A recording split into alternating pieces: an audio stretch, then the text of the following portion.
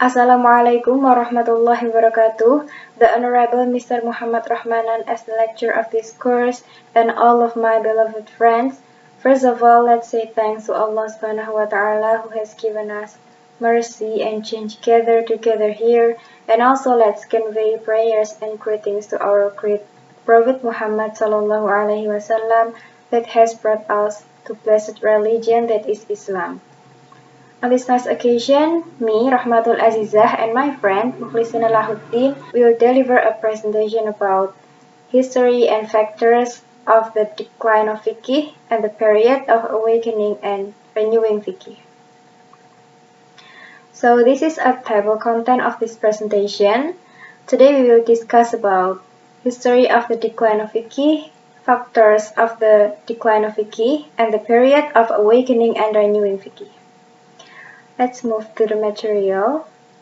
Okay, first, history of the decline of fiqh. The beginning of the decline of fiqh was at the end of the reign of the Abbasid Caliphate. The decline in the development of Islamic law occurred because of the weakening of fiqh law due to freedom of opinion, the shackles of reason, the fragility of the Caliphate system to create a tradition of taqlid among fuqaha. The spirit of the scholars to carry out absolute ijtihad began to weaken and they returned to the absolute basis of tashri' in the legal interpretation of the text of the Quran and Sunnah.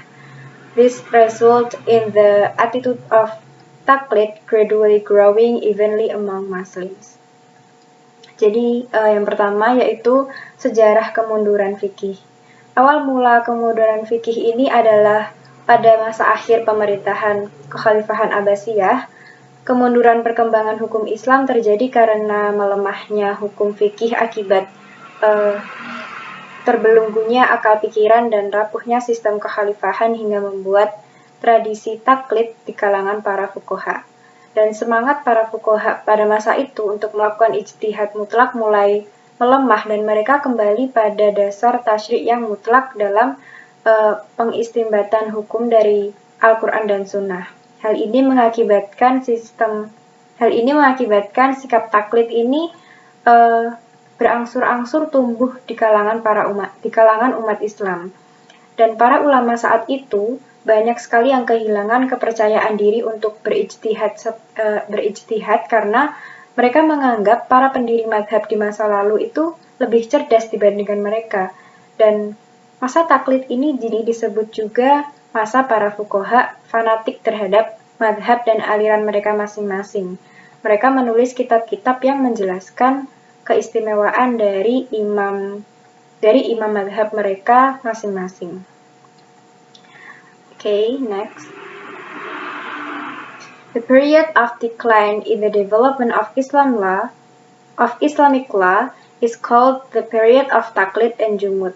This period began in the 4th century Hijriyah after the period of the 4 Imams of the Madhab, Hanafi, Maliki, Shafi'i, and Hanbali, or since the Abbasid dynasty was on the verge of collapse. In this period, there was instability in various circles of Muslims, including the scholars. Periode menurunnya perkembangan hukum Islam dinamakan dengan periode taklid dan jumud. Periode ini dimulai sejak abad ke-4 Hijriyah setelah periode 4 imam madhab yaitu Imam Hanafi, Maliki, Syafi'i, dan Hambali atau sejak dinasti Abbasiyah berada di ambang kehancuran. Pada periode ini terjadi ketidakstabilan di berbagai kalangan umat Islam, tidak terkecuali para ulama. Jadi secara umum kemunduran ini terjadi karena terbelenggunya akal pikiran sebagai akibat hilangnya kebebasan berpikir. Nah, kebebasan berpikir ini hilang karena disebabkan oleh pemaksaan penggunaan aliran atau madhab tertentu oleh pihak penguasa seperti pada masa Khalifah Al-Ma'mun, Al-Mu'tasim, dan Al-Wathiq yang memaksakan aliran Mu'tazilah kepada para ulama. Khalifah Al-Ma'mun diangkat menjadi Khalifah ke-7 dinasti Abbasiyah. Beliau memerintah selama 20 tahun dan selama itu Al-Ma'mun mengembangkan faham Mu'tazilah dengan dikukuhkannya faham ini sebagai madhab resmi negara. Nah, dukungan penguasa itu dimanfaatkan oleh orang-orang Mu'tazilah untuk memaksakan ajarannya kepada kelompok aliran-aliran Islam lainnya yang masa ini dikenal dengan peristiwa mihnah. Kemudian hak untuk berijtihad pun juga mulai dibatasi hingga kemudian dinyatakan tertutup. Padahal ijtihad itu kan merupakan cara utama yang digunakan para sahabat dan generasi setelah sahabat dalam menyelesaikan suatu kasus atau masalah hukum yang dihadapi masyarakat setelah wafatnya Rasulullah. Okay, next. In this period, the will of the scholars was very weak to reach the level of absolute mujtahid, class of Abu Hanifah, Malik, Syafi'i, and Hambali, in exploring and finding the law on various problems by going through the Syara argument as the main source of Islamic law, namely Al-Quran and Hadith. Many scholars think that simply relying on the iman of the school without the need for ijtihad is enough to explore and find legal solution to various problems, which was one of the backdrops for the decline in the development of Islamic law at that time. Jadi, pada periode ini pula keinginan para ulama itu sangat lemah untuk mencapai tingkatan mujtahid sekelas Imam Abu Hanifah, Imam Maliki, Syafi'i, dan Hambali dalam menggali dan menemukan hukum atas berbagai permasalahan melalui dalil-dalil syara sebagai hukum utama Islam, yaitu Al-Quran dan Hadis. Banyak para ulama berpikir bahwa hanya dengan bertaklid pada imam madhab tersebut tanpa perlu lagi melakukan ijtihad itu sudah cukup untuk menggali dan menemukan solusi hukum atas berbagai masalah, yang mana hal itu menjadi salah satu latar belakang kemunduran perkembangan hukum Islam di masa itu. Okay, the next material is Factors of the Decline of Fiqh, atau faktor-faktor kemunduran fikih. There are several reasons for the decline in the science of fiqh at this time. Jadi ada beberapa sebab terjadinya kemunduran fikih pada zaman ini, diantaranya yaitu first, the Americans of taqlid. Their enthusiasm for writing books also decreases. Yang pertama yaitu timbulnya taklid. Pada era ini perjalanan fikih Islam itu kurang berkembang. Jika di zaman generasi sebelum-sebelumnya kita bisa melihat bahwa para fuqaha itu sibuk menggali fikih dan berijtihad, dan sedangkan pada periode ini para ulamanya hanya melakukan taklid saja. Bukan hanya itu, semangat mereka untuk menulis buku pun juga menurun, sehingga hasil karya ilmiah hasil karya para fuqaha di zaman ini pun juga sangat sedikit gitu, dan hanya terbatas pada apa yang sudah mereka temukan dalam kitab-kitab pendahulu yang lalu, jauh dari ijtihad dan hanya membuat beberapa penjelasan singkat. Jadi kegiatan para ulama pada masa ini terbatas pada usaha memberikan syarah atau memerinci kitab fikih dari imam mujtahid yang ada terdahulu, dan tidak muncul lagi pendapat atau pemikiran-pemikiran yang baru. The second is setbacks in politics. The division of Islamic world into several small areas. Yang kedua yaitu kemunduran di bidang politik. Misalnya, terpecahnya dunia Islam menjadi beberapa wilayah kecil yang masing-masing pemimpinnya itu sibuk untuk berebut kekuasaan dan berperang, yang mengakibatkan masyarakat muslim itu tidak tentram, dan kondisi semacam ini pun menyebabkan kurangnya perhatian terhadap ilmu dan pemikiran tentang fikih, sehingga fikih pada masa ini tidak berkembang. The third, adhering to the opinion of the madhab without critical thinking, considering it as something that is absolutely true. Jadi yang ketiga yaitu menganut pendapat madhab tanpa berpikir yang kritis dan dianggap sebagai sesuatu yang mutlak benar. Hal ini menyebabkan orang tidak mau meneliti kembali pendapat-pendapat tersebut. Mereka merasa cukup mengikuti madhab tersebut.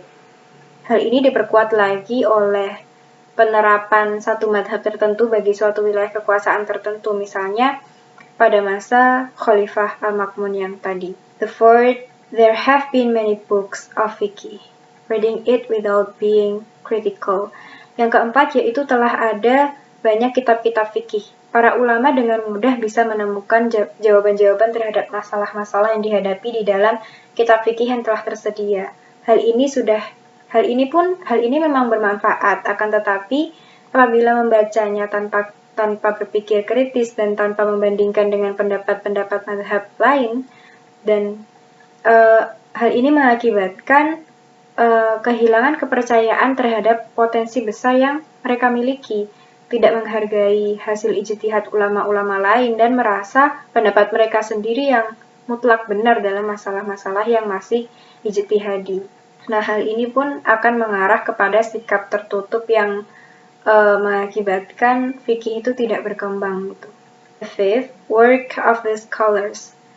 Textual fixation because of the shakeless of the mind. Yang kelima yaitu kerja para ulama, keterpakuan tekstual.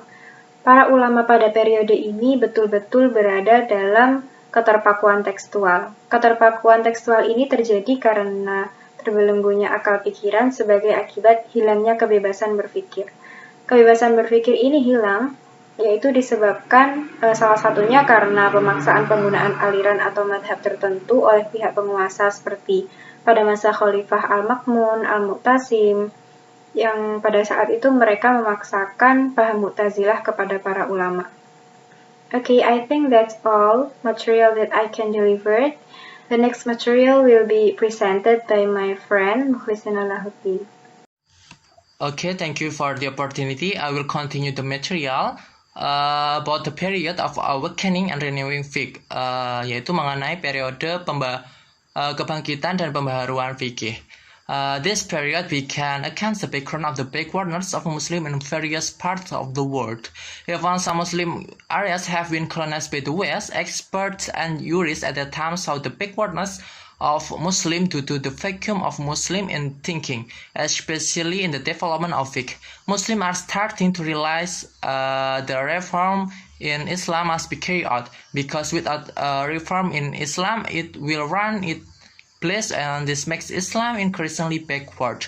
The reformers of this period are more focused on the formation of a nationalism movement. This cannot be separated from being tackled by a number of Muslim countries in forest occupation, where all of them wanna escape. Jadi periode ini dimulai dengan latar belakang yaitu ketertinggalan umat Islam di berbagai belahan bumi, bahkan sebagian daerah-daerah Muslim yang telah berada dalam jajahan bangsa Barat. Para ahli dan fuqaha pada masa itu melihat ketertinggalan umat Islam ini disebabkan karena vakumnya umat Islam dalam berpikir, terutama dalam pengembangan fikih. Umat Islam mulai sadar bahwa pembaharuan dalam Islam harus dilakukan, karena tanpa pembaharuan dalam Islam akan berjalan di tempat, dan ini akan membuat Islam semakin mundur. Pembaharuan pada masa ini lebih tertuju pada pembentukan gerakan nasionalisme kebangsaan. Hal ini tidak terlepas dari terganggunya sejumlah negara Muslim dalam penjajahan bangsa asing, di mana semuanya ingin melepaskan diri. Dan gerakan ini memunculkan beberapa tokoh pembaruan seperti Muhammad Rashid Ridho, Muhammad Abduh, dan lain sebagainya. And then next slide. About the awakening period atau periode kebangkitan. After experiencing of a period of decline, there was a revival as a reaction to the attitude of taqlid, which led to the decline for several centuries, so that Islamic thinkers start new movement in an effort to revive Islam. This includes Islamic legal talk. This phenomenon is a form of awareness of the revival of Islamic law. This period starts from the beginning of the 2nd century Hijri until the middle of the 4th century Hijri.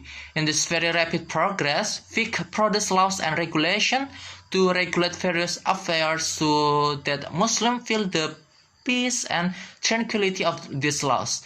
During this period, the fiqh scholars emerged. The mujtahid founded schools of jurisprudence that still survive to this day. Jadi pada masa kebangkitan fikih ini, setelah mengalami masa kemunduran, timbullah atau muncul kebangkitan kembali sebagai reaksi terhadap sikap taklid yang membawa pada kemunduran selama beberapa abad terakhir ini. Sehingga para pemikir Islam memulai gerakan-gerakan baru sebagai usaha untuk membangkitkan Islam kembali, termasuk di dalamnya yaitu dalam hal pemikiran hukum Islam. Dan ini merupakan suatu wujud kesadaran dari kebangkitan hukum Islam itu sendiri. Periode ini dimulai dari awal abad ke-2 Hijriah hingga pertengahan abad ke-4 Hijriah. Dalam kemajuan yang sangat pesat, fikih dapat menghasilkan hukum perundang-undangan untuk mengatur berbagai urusan sehingga umat Islam dapat merasakan ketentraman dan kedamaian hukum-hukum tersebut. Pada periode ini juga muncul para mujtahid yang mendirikan mazhab fikih yang bertahan sampai saat ini. Kemudian next slide. We move to the weak period 19th century until now. After experiencing Islam for several centuries, Islamic thought has revived, emerging as a reaction to his attitude of taqlid, which has brought about the decline of Islamic law. In the 14th century, there has emerged a great mujtahid who breathed a new era in the development of Islamic law, named Ibn Taymiyah and his student Ibn Qayyim al-Jawziyah. Although their pattern of thought was continued in the 17th century by Muhammad ibn Abdul Wahhab, who was famous for the new movement among the Islamic movements, jurists who suggest a return to the Quran and Sunnah.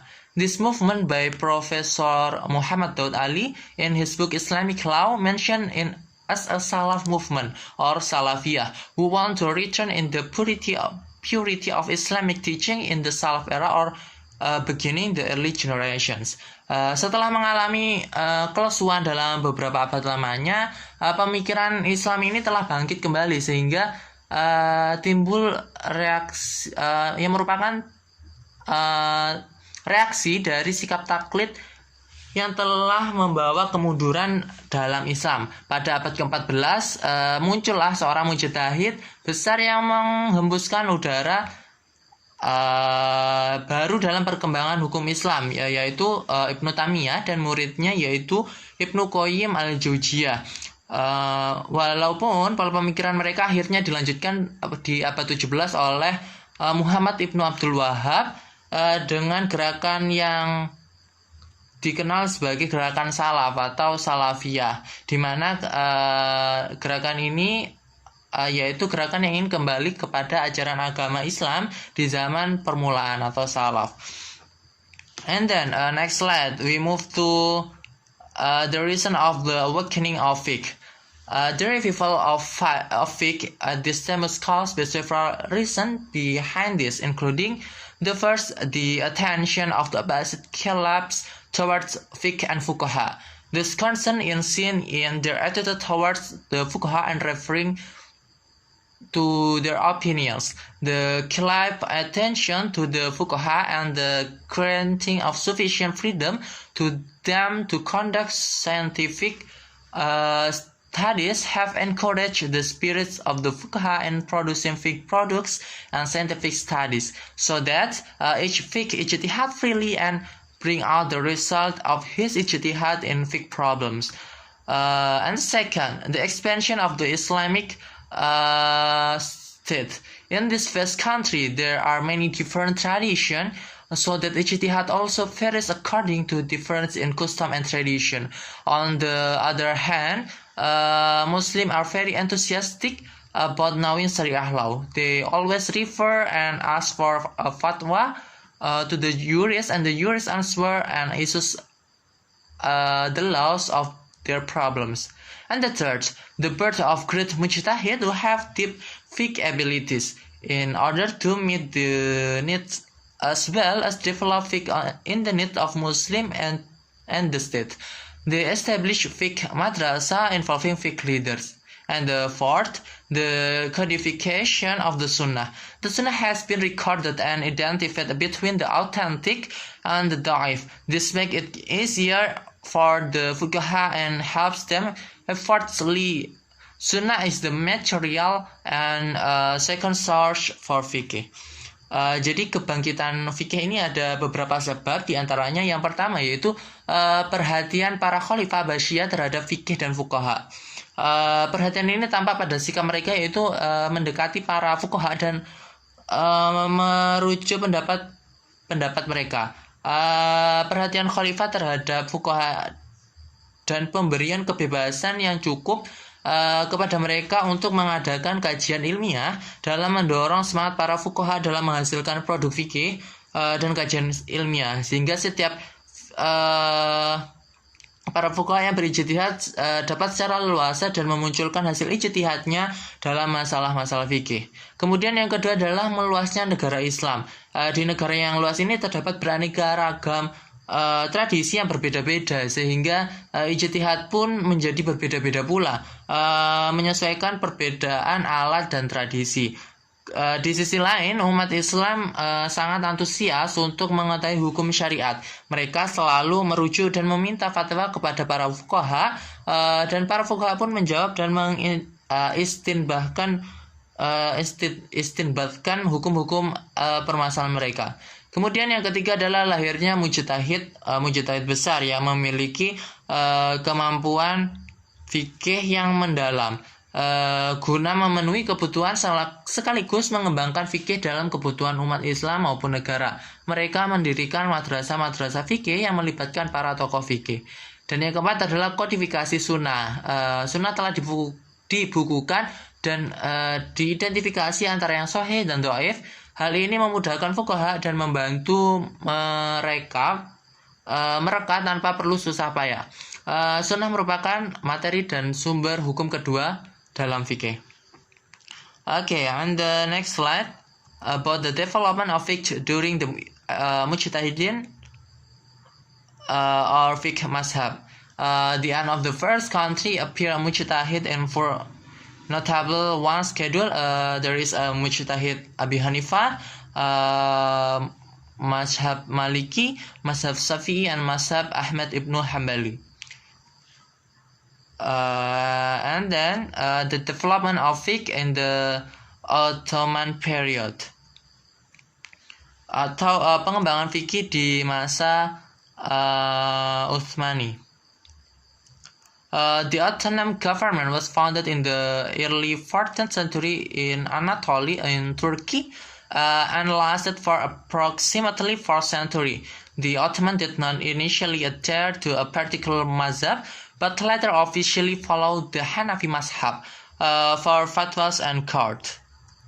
And then the steps taken in carrying out the codification are as follows. The first is establish the official for the state, and then the second is a preparation of one opinion of mazhab, and the third is make a compilation of different schools, and the fourth adopt modern legislation, and the fifth the entry of foreign interference into Ottoman law, and the sixth legislation of the Ottoman Empire.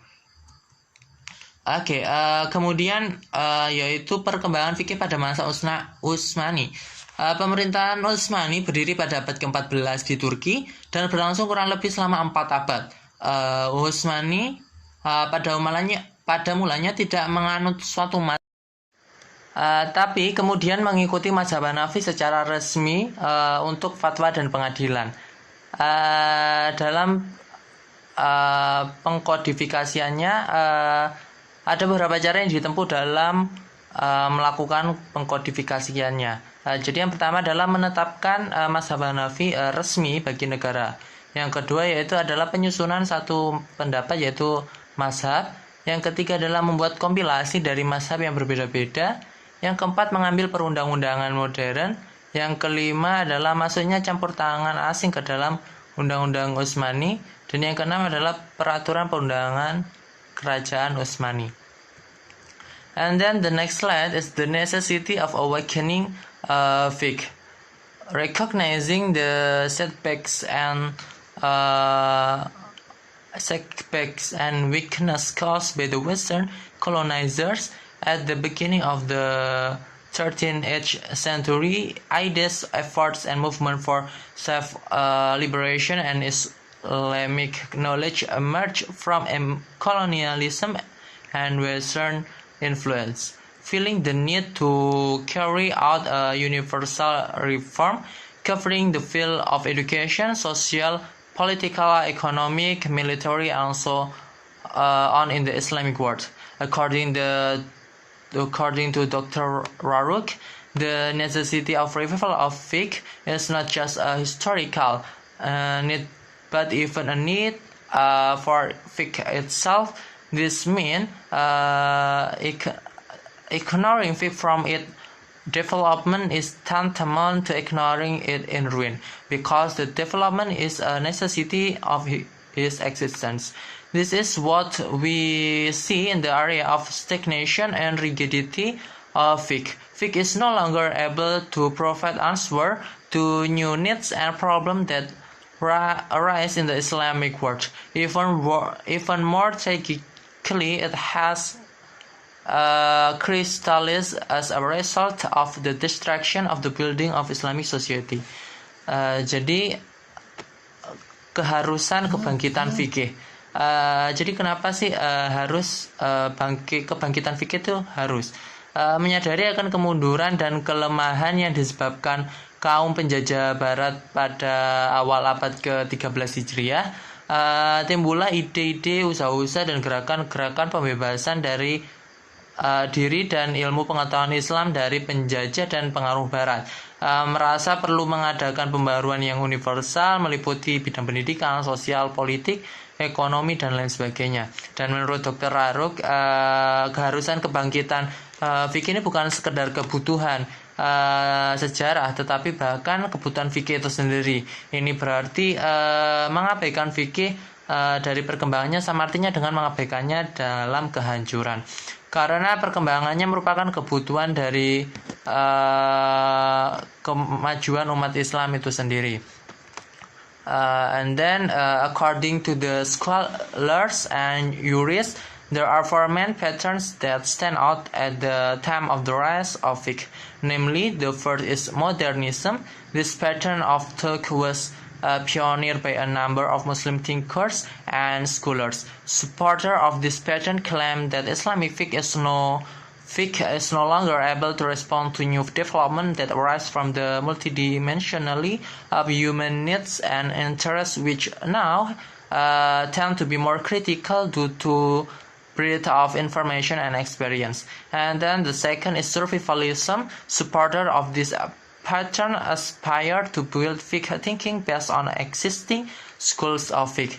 The third is traditionalism. Supporters of this pattern emphasize the necessity of returning to the Quran and Sunnah. And the fourth is neo-survivalism. This last pattern is called neo-survivalism because it supports in addition to offering development, fiqh also show great concern for social care. Jadi menurut para ulama dan fuqaha ada 4 pola utama yang menonjol saat kebangkitan ilmu fikih, yaitu yang pertama adalah modernisme, yaitu pola pemikiran yang dipelopori oleh jumlah pemikir dan sarjana muslim yang mendakwahkan bahwa fikih ini tidak lagi mampu merespon berbagai perkembangan baru yang muncul dan multidimensionalitas kebutuhan dan kepentingan manusia yang cenderung lebih kritis akibat keluasan informasi dan pengalaman yang ada. Kemudian yang kedua yaitu adalah survivalisme, di mana pendukung dari pola ini yaitu mempunyai cita-cita atau punya tujuan, yaitu membangun pemikiran fikih dengan berpijak pada mazhab-mazhab fikih yang sudah ada. Kemudian yang ketiga adalah tradisionalisme, yaitu para pendukungnya menekankan keharusan kembali ke Al-Quran dan As-Sunnah atau hadis. Dan yang terakhir adalah neo-survivalisme atau disebut neo-survivalisme karena para pendukungnya selain menawarkan fikih, pengembangan fikih, juga menampakkan concern mereka yang besar terhadap kepedulian sosial. And then the renewing of fiqh, pembaharuan dalam fikih. At this time, the scholar gave great attention to Islamic jurisprudence with either by writing books or studying, so that Islamic jurisprudence restores its glory through the hands of the ulama, avoiding complicated and troublesome methods, using scientific concept with in-depth and focused studies. If we want to write down some indication of the rise of Islamic jurisprudence at this time, from the aspect of the study and writing system, they can be detailed as follows. The first is give special attention to the study of school and fiqh opinion that have been recognized without any special treatment between one school and another. And the second, pay special attention to thematic fiqh studies.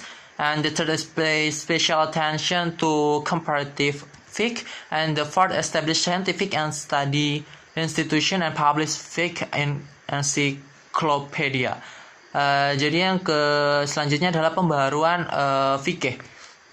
Pada zaman ini para ulama memberikan perhatian yang sangat besar terhadap fikih Islam, baik dalam cara menulis buku ataupun mengkajinya, sehingga fikih akan mengembalikan kegemilangannya melalui tangan para ulama, menjauhi metode yang rumit dan menyusahkan, menggunakan konsep ilmiah dengan kajian yang mendalam dan terfokus. Apabila kita ingin menuliskan beberapa indikasi atau indikator kebangkitan fikih Islam pada zaman ini, dari aspek sistem kajiannya dapat dirincikan sebagai berikut. Yang pertama yaitu memberikan perhatian khusus terhadap kajian mazhab-mazhab dan pendapat-pendapat fikih yang sudah diakui tanpa ada perlakuan khusus antara satu mazhab dengan mazhab yang lain.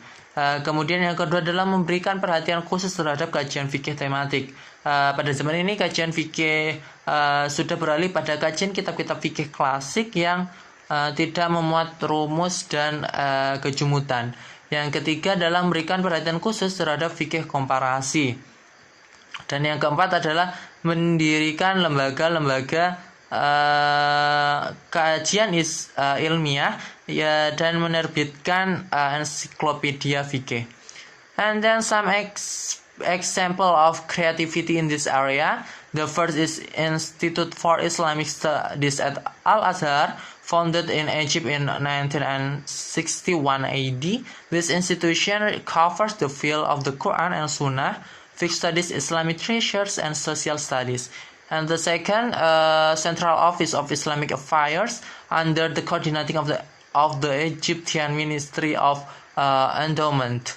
The third is an encyclopedia of fiqh in Kuwait, which aims to make the state of Kuwait have a stake in the program of fiqh with other countries. And the fourth, encyclopedia of jurisprudence in Egypt, under the coordination of the Central Office of Religious Affairs. Dan ada beberapa contoh kreativitas yang diciptakan di bidang berikut. Yang pertama adalah lembaga kajian Islam di Al-Azhar, Universitas Al-Azhar, didirikan di Mesir pada tahun 1961 Masehi. Lembaga ini mencakup bidang Al-Quran, Sunnah, kajian fikih, hazanah Islam, dan kajian sosial. Kemudian yang kedua adalah Kantor Pusat Urusan Islam, di bawah koordinator Kementerian Wakaf Mesir, yang mana bertugas menyebarkan buku-buku warisan ulama terdahulu dan karya ilmiah pakar ilmu fikih dan ilmu lain. Yang ketiga adalah ensiklopedia fikih di Kuwait, yang bertujuan agar negara Kuwait mempunyai saham dalam kemajuan fikih bersama negara lain. Dan keempat adalah ensiklopedia fikih di Mesir, di bawah koordinasi Kantor Pusat Urusan Agama. Dalam ensiklopedia ini, para penulis membubuhkan pendapat fuqaha secara amanah dan terperinci mengenai serta tidak terbatas pada 4 mazhab tanpa ada rasa fanatik. Dan selanjutnya yaitu Fiqh Law Codification. Codification is an attempt to collect several fiqh problems in one chapter in the form of number details, and if there are any problems, will be released to the material has been prepared, and this opinion will be terminated in resolving the dispute. The purpose of the codification is to realize the following two objectives. The first, unifying all laws in every issues that have similarities so that there is no overlap. For example, judges may not make a decision outside of the law that has been established to avoid contradictory decisions. To make it easy for judges to refer to all fiqh laws in a systematic arrangement. Jadi yang selanjutnya yaitu mengenai kodifikasi hukum fikih. Kodifikasi adalah upaya mengumpulkan beberapa masalah fikih dalam satu bab dalam bentuk butiran nomor, dan jika ada setiap masalah akan dirujuk kepada materi yang sudah disusun, dan pendapat ini akan menjadi keputusan dalam menyelesaikan perselisihan. Tujuan dari kodifikasi setidaknya ada dua, yaitu yang pertama, menyatukan semua hukum dalam setiap masalah yang memiliki kemiripan sehingga tidak terjadi tumpang tindih. Contohnya, para hakim tidak boleh memberikan keputusan di luar undang-undang yang telah ditetapkan untuk menghindari keputusan yang kontradiktif. Kemudian yang kedua adalah memudahkan para hakim untuk merujuk semua hukum fikih dengan susunan yang sistematik. And the last slide is about the figures of the resurrection of Islamic fiqh. As a reaction to the attitude of taqlid, in the 14th century, a great mujtahid emerged who breathed a new and fresh air in the world of religious and legal talk. His name was Ibn Taymiyyah, and his student was Ibn Qayyim al-Jawziyah. Then many figures who followed in footsteps of their predecessors to revive the spirit of ijtihad and reject taqlid, including the first is Muhammad Abduh, and the second is the Sheikh Muhammad Ar-Sirhindi, and the third is Sayyid Ahmad Shahid. And there are still many influential figures in this space of revival in Egypt. There were Muhammad Ali Pasha, Al-Tahtawi, Jamaluddin Al-Afghani, Rashid Ridha, and the Sultan Muhammad Abduh.